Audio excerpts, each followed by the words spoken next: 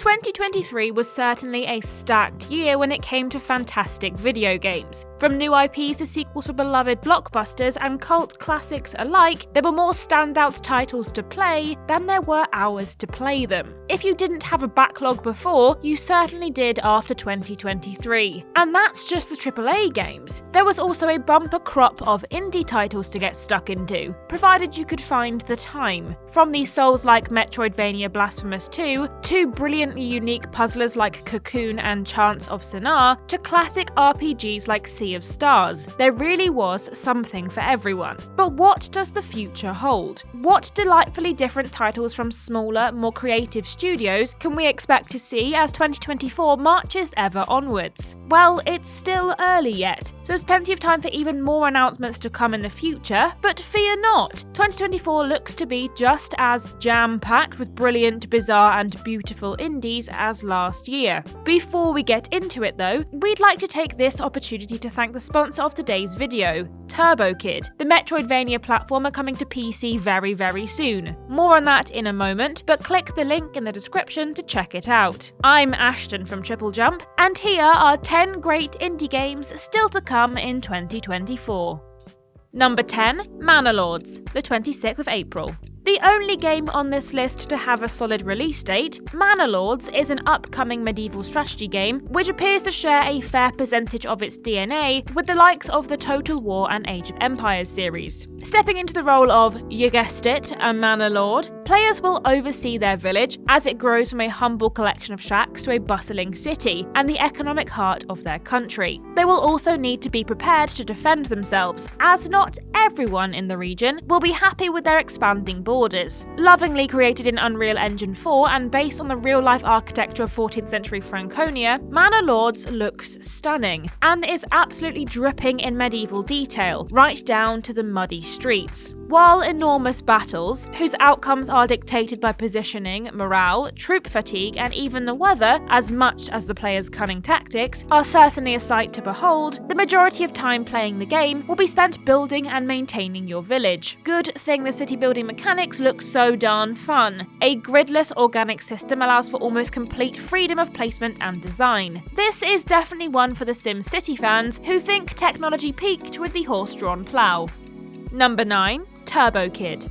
If you saw 2015's TurboKid, and since then have been clamouring for a video game adaptation, then by golly, do I have good news for you. Developed and published by Outer Minds, TurboKid is coming soon to a PC near you. This Metroidvania platformer sees players taking on the role of the titular kid, a bike-riding lone warrior who embarks on a journey across the wasteland in search of hope. He's not the only one out there though, and along the way he'll have his fair share of creeps and scoundrels to go through in order to survive. TurboKid features no less than 5 sprawling worlds, which players can explore in any order they fancy. With delightful pixel art graphics, over-the-top gore, and a brand new story set between the original TurboKid and its upcoming sequel, this one is set to be a must-play for anyone looking for a dose of nostalgia this year. Those of you looking to get a bit more bang for your buck needn't fret either, because when you download TurboKid, you don't just get the game, no siree. You also get an in-game comic book penned by Jake Dion, as well as collectible songs from the original movie soundtrack artist Lematos, so you can choose what you listen to while you play. What a deal. Link below, by the way. Go on, click it. Number 8, Locomotive.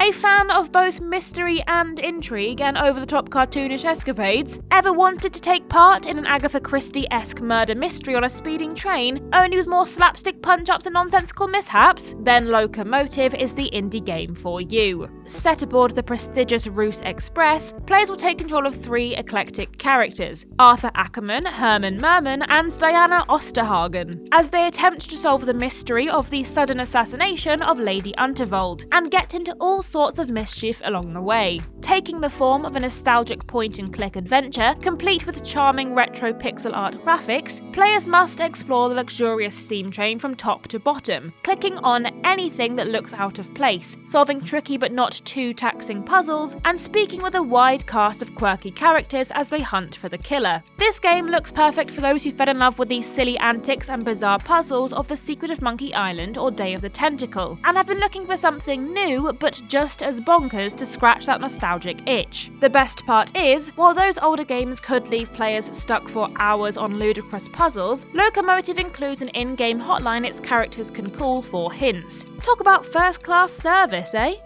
Number 7. Thrasher.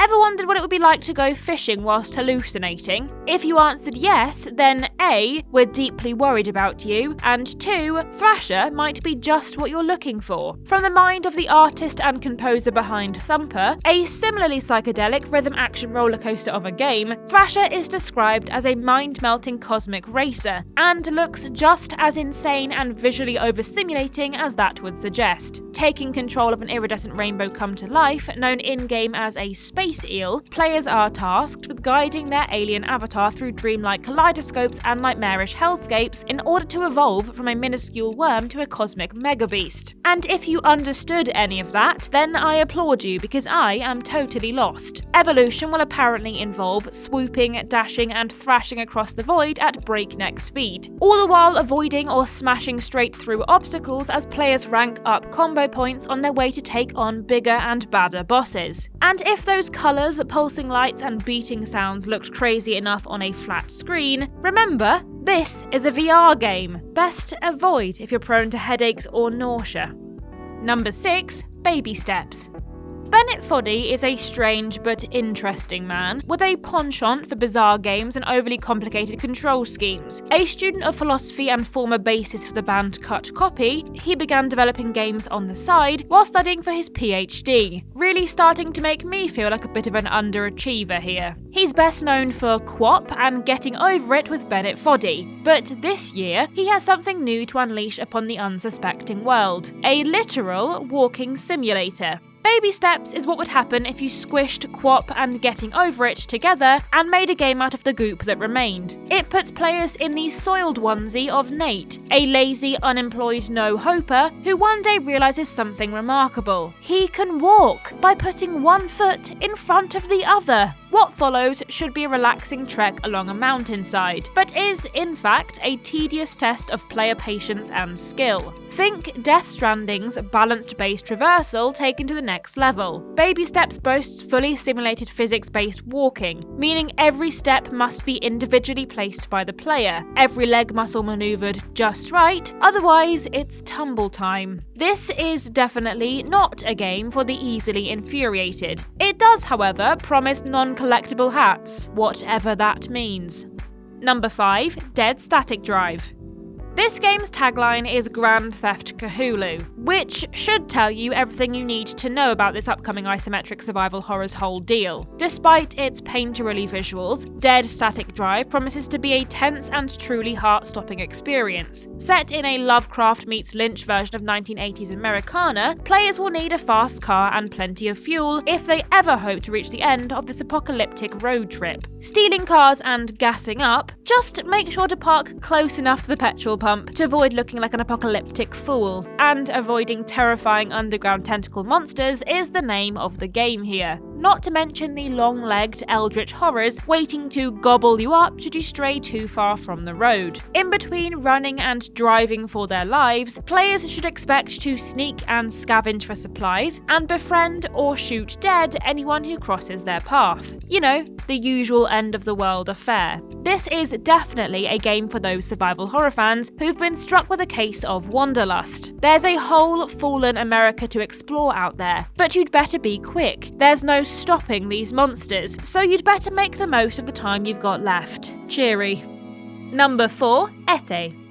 If that last entry got a little too dark and dreary for your tastes, then rejoice! Ete is about as far from stress and horror as you could possibly get. French for summer, the game is described as a relaxing painting experience with a little exploration, creativity and story sprinkled on top to stop you drifting off into a peaceful slumber in front of your screens. and with its beautifully delightful watercolour visuals, every scene looks like a painting come to life, or a hazy memory of a long-lost summer holiday abroad. Stepping into the shoes of a young, budding painter as they venture to Montreal for a soothing summer of fun and inspiration, players will be set loose to explore at their own leisure, finding new muses to spark their creativity, or fulfilling commissions from friendly locals. Paintbrush in hand, players will colour the world as they explore it, slowly filling these streets, statues and suburbs with light and life and a veritable kaleidoscope of muted natural hues. It's reminiscent of another indie hit, The Unfinished Swan in that sense, only with more relaxing and less overcoming grief. For those who always wanted a Bob Ross game filled with happy little trees, look no further than Ete. Number 3, Thank Goodness You're Here.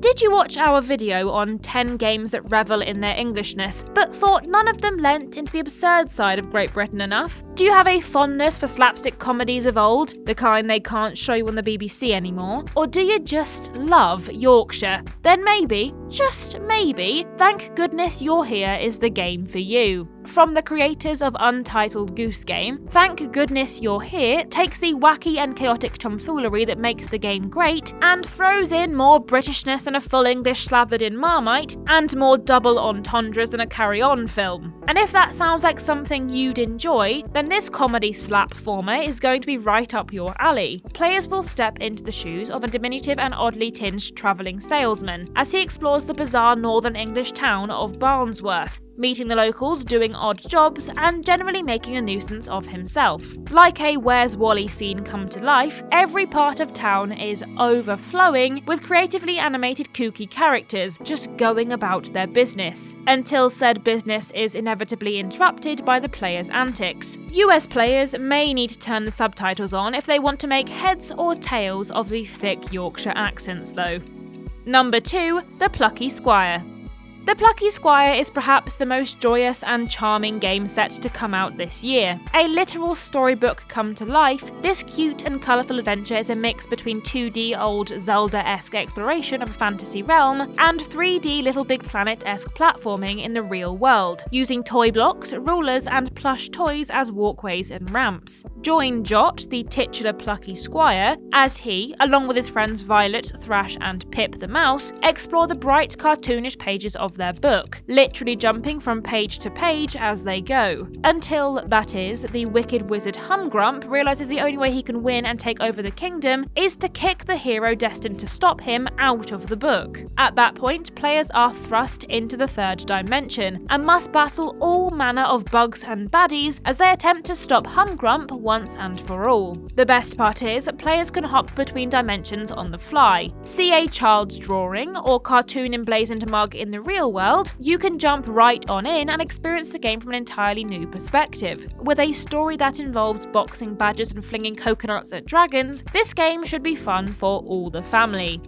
And number 1, Still Wakes the Deep. If that last entry was a little too cutesy-poo for you, and you prefer your games filled with salty air and sea monsters, then maybe turn your attention to Still Wakes the Deep.